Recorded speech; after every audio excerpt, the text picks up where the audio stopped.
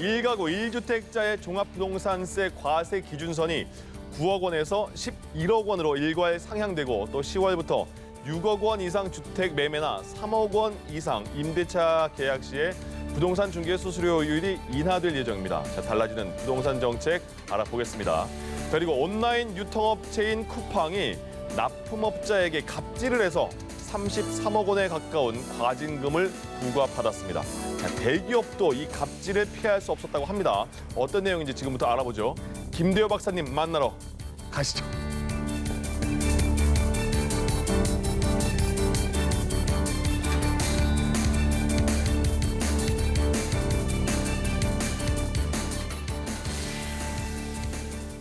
네, 김대호의 경제 읽기 시작합니다. 김대호 경제학 박사와 함께하겠습니다. 어서 오십시오. 네, 반갑습니다. 예, 만나러 왔습니다. 네, 반갑습니다. 예. 자, 종합부동산세 과세 기준이 좀 달라졌다고 해요. 그러면 종합부동산세 내는 사람이 줄어드는 건지 어떤 건지 전반적으로 어떤 겁니까? 그렇습니다. 종합부동산세라는 것은 고가의 주택, 또 주택을 여러 채 갖고 있는 사람들에게 부과하는 아주 특수 목적의 세금인데요. 예. 이 종부세가 이제 1가구 1주택인 경우에는 9억 원 이상의 과세를 했거든요. 네.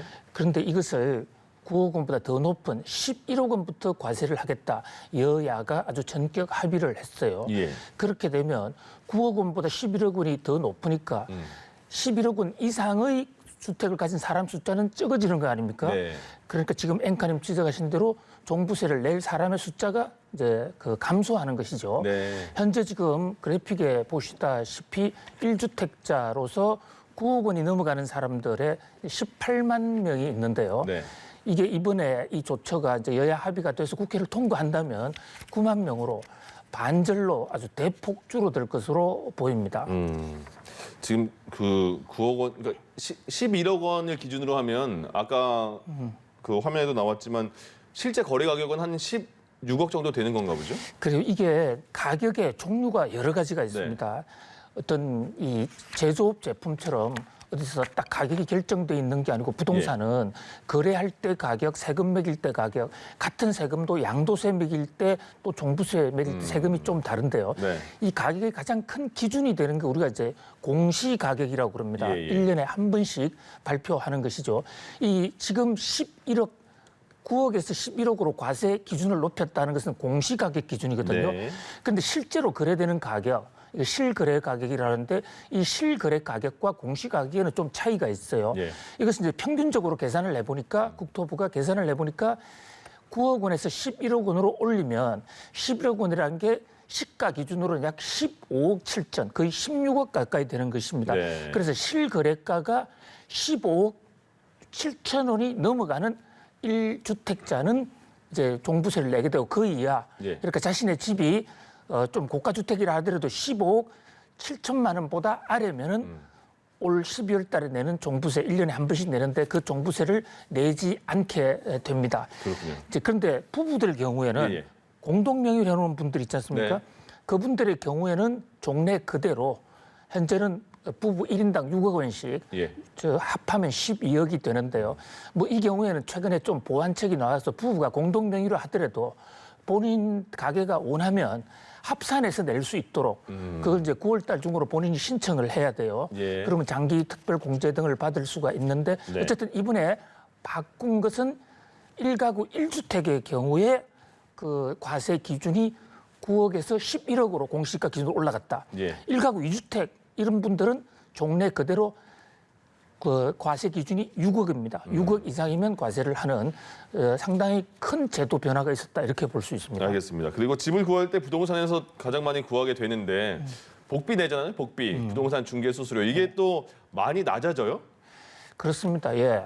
복비가 10월 달부터 아주 예. 뭐 드레스틱하게 거의 반값으로 떨어집니다. 네. 그러니까- 반값 할인 같은 느낌이네요. 그렇습니다. 그러니까 이제 이 복비를 비용을 내야 되는 예.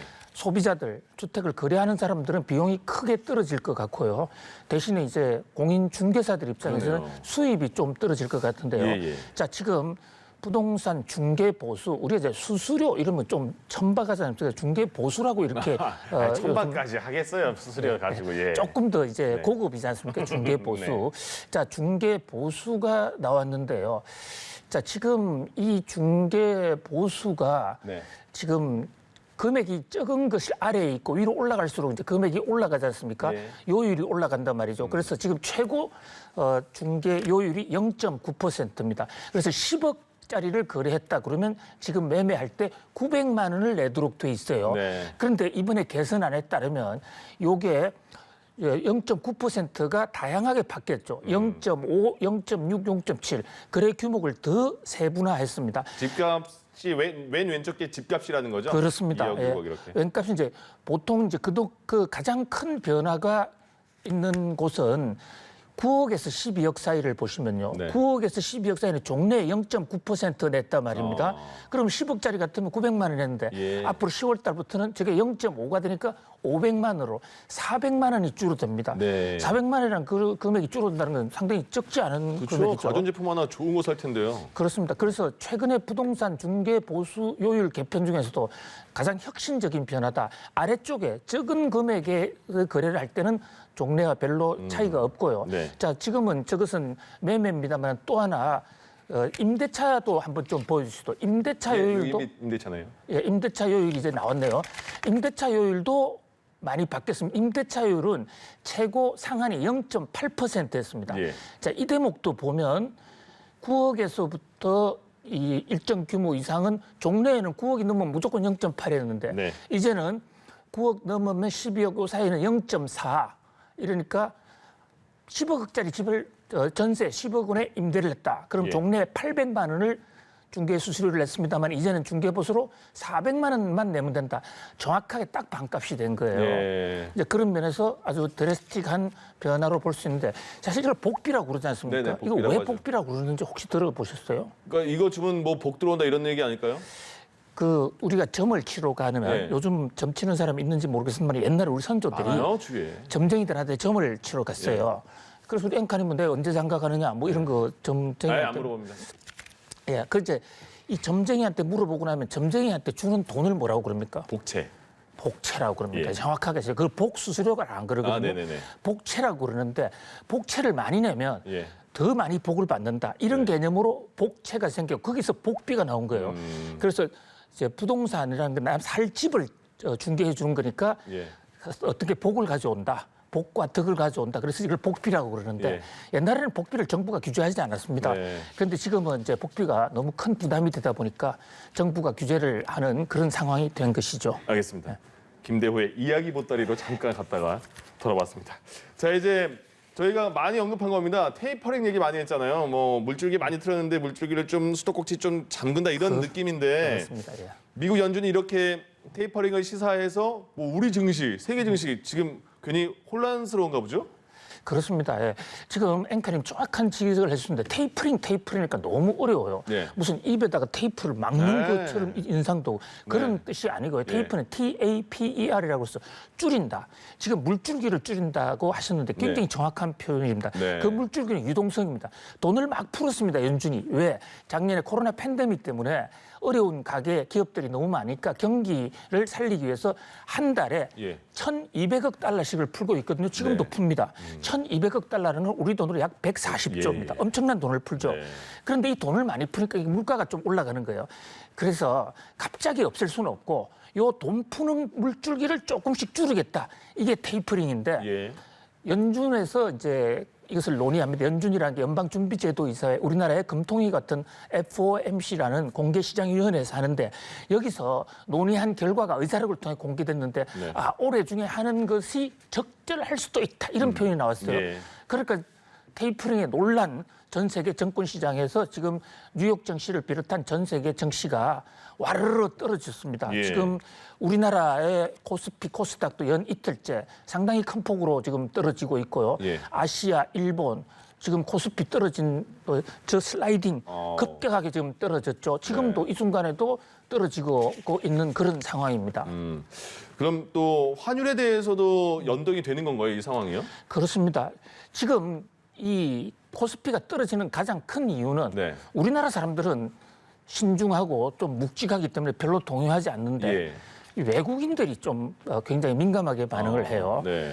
외국인들은 투자할 대상이 많지 않습니까? 미국도 있고 한국도 있고 또 채권, 우리보다는 선택의 초이스가 큽니다. 그러니까 이제 신흥국에 들어와 있을 때는 어떤 급격한 상승을 보고 우리나라의 주식을 샀는데 네. 갑자기 주가가 떨어질 것 같으니까 테이퍼링으로 그 돈을 이제 미국으로 가져갑니다. 예. 미국으로 가져가려면 우리나라 주식 살 때는 원화로 샀습니다. 근데 미국 가져가려면 원화를 그냥 가져가도 소용이 없지 않습니까? 달러로 바꿔야 예. 됩니다. 그러니까 달러에 대한 수요가 막 폭발하는 겁니다.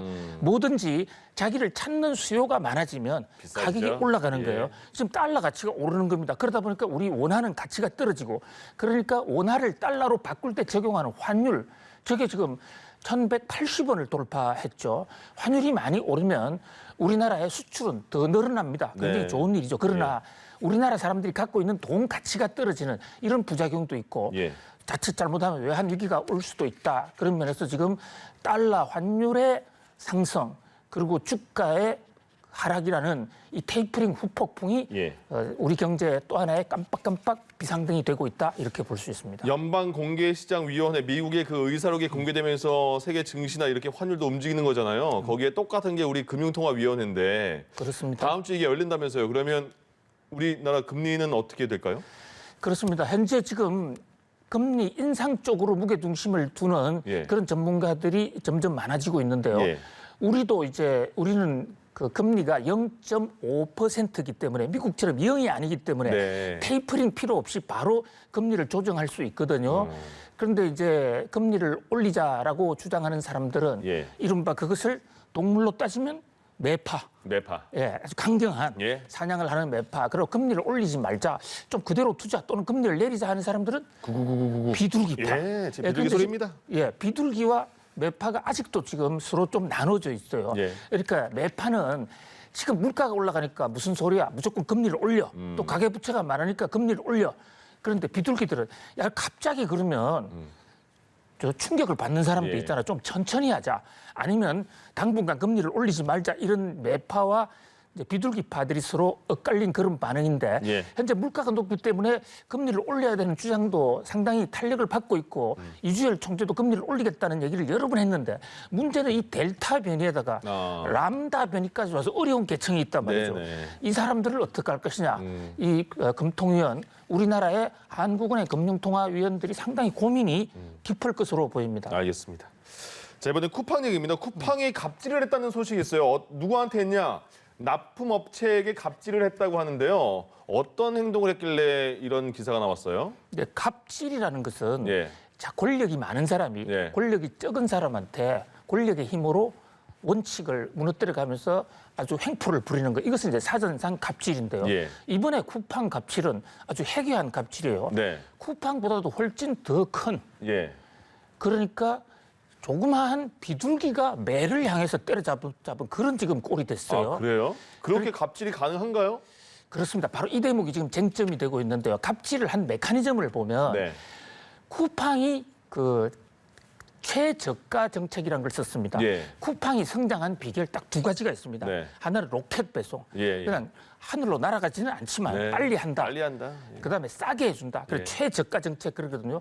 그래서 쿠팡의 가격이 만약에 다른 데보다도 더 높다면 네. 그 차액을 보상해 줄게. 이게 쿠팡의 최저가 전략이었습니다. 예. 이것은 원래 쿠팡이 만든 게 아니고 유통업계의 원조라고 할 수 있는 미국의 월마트의 예. 에브리데이 최저가라고 해서 EDPL이라는 그런 이렇게 교과서에 네. 나오는 게 있습니다. 자, 그런데 지금 이 그 문제는 이제 이 쿠팡이 말이죠. 예. 자기가 가격이 다른 데보다 더 비싸면 그 차익을 보존해 주겠는데 다른 11번가라든지 경쟁업체 가격이 뭐 자기보다도 더 낮으면 예. 돈을 물어주면 되는데 돈을 물어주지 않고 네. 납품하는 업체들 그러니까 중소기업들이나 대기업을 말이자 납품하는 업체들에 너도 11번가에 물건 납품하지. 예. 거기 가격 올려. 안 올려? 그러면 너는 빠져. 아, 그러니까 쿠팡에서 제품을 낮춰주는 게 아니고 네. 쿠팡 말고 다른 데 커머스에서 거기 가격 올리면 쿠팡이 그 가격 낮아지니까. 올리니까. 아, 이것은 아주 악질이죠. 그러네요. 말로만 잘못했네요. 최저가인데 예. 자기는 그냥 그대로 있으면서 경쟁 업체들 가격을 막 올려버리는 거예요. 아. 그러면 그 피해가 결국은 소비자들한테 돌아간다고. 그렇죠. 말은 그럼 비싸게 사는 최저가인데 최고가로 고객들한테 부담을 끼치는 거죠. 예. 거기에 말을 안 들은 업체들은 이제 납품하는 업체들은 네. 그 자기가 쿠팡이 예를 들어 최저가 차액을 물어줬다. 그 금액을 이 하청 업체들한테 다 때리는 거예요. 아. 그런데 이 업체가 300여 개가 피해를 봤는데 네. 그중에는 약 한 10여 개 정도는 슈퍼 대기업도 있는 거예요. 아, 저도 이게 뭐야 싶은 게 쿠팡이 갑질을 했다는 거잖아요. 네. 근데 갑질을 당한 그 을 입장의 기업 중에 LG 생활건강이 있어요. 그렇습니다. LG 생활건강하면 예. 우리나라 LG그룹에 저기 대기업이 저렇게 많네요. 그렇습니다. 그다음에 또 남양유 요즘 예. 문제가 되고 있는 남양유 예, 예. 뭐 여러 가지 이제 대기업들이 있어요. 그러니까 이제 이 대목에 대해서 쿠팡은 야 우리가 어떻게 대기업한테 갑질할 수 있겠냐? 우리가 갑질을 당했다. 예. 억울하다. 공정거래위원회 판정이 잘못됐다. 우리 소송하겠다. 그래서 네. 법정으로는 갈 것 같아요. 그래서 최종 판정은 좀 미뤄봐야 되는데 공정위의 이제 판단에 따르면 자 갑질이냐 을질이냐 갑이냐 을질이냐 옛날에는 덩치로 했는데 네네. 요즘은 덩치 관계없다. 뭐예요, 그럼? 그러니까 김민광 앵커처럼 덩치 크다고 무조건 갑이라고는 저는 볼 수 없. 갑인 적이 없어요, 인생에서. 그러니까 그냥 을병정 바게이닝 파워. 작은 고추가 맵다 이런 예. 얘기도 있지 않습니까? 바게이닝 파워. 저 사람 아니면 안 된다. 그러니까 이 진행은 앵커님 아니면 안 된다. 이러면 이 앵커님의 바게이닝 파워가 엄청나게 높은 거예요. 아유. 그러니까 쿠팡은 네. 플랫폼이라는 그런 어떤 바게이닝 파워를 가지고 대한민국 최고 재벌들까지 눌렀다. 그래서 이것을 슈퍼 갑질이다. 아. 공정거래위원회는 그렇게 지금 지적을 하고 있습니다. 아이고, 박사님, 이 시간이 제가 아니면 안 된다가 아닌 거를 제가 끝날 때 말씀드릴게요. 예, 알겠습니다. 예. 바게이닝 파워가 중요합니다. 알겠습니다. 그럼 이거 뭐 해결 방법은 좀 있을까요? 이 이거 상황? 지금 이제 이게 맞다면 벌금 내고 이제 이런 일을 안 해야 되는 거죠. 예. 안 하고 이 문제에 대해서는 갑질을 당하면 신고를 해야 되는. 네. 그런데 지금 또 재판을 하게 되면 2, 3년 또 끌게 될 길잖아요. 것이고요. 예. 예, 그리고 근본적으로 독점이 되면 예. 이런 갑질이 또 다른 형태의 갑질이 벌어질 수 있기 때문에 예. 미국과 같은 이런 이제 경제가 좀 더 복잡화된 나라에서는 정부의 규제보다는 아예 독점을 해소해 버리죠. 그래서 한두 사람이 마음대로 할 수 없도록 하는 네. 그런 면에서 우리도 플랫폼 독재에 대해서 지금 중국, 미국 상당히 규제를 많이 하고 있거든요. 예. 그에 대한 우리도 대책을 세워야 할 것으로 보입니다. 알겠습니다. 김대호의 경제읽기 김대호 경제학 박사와 함께했습니다. 고맙습니다. 감사합니다.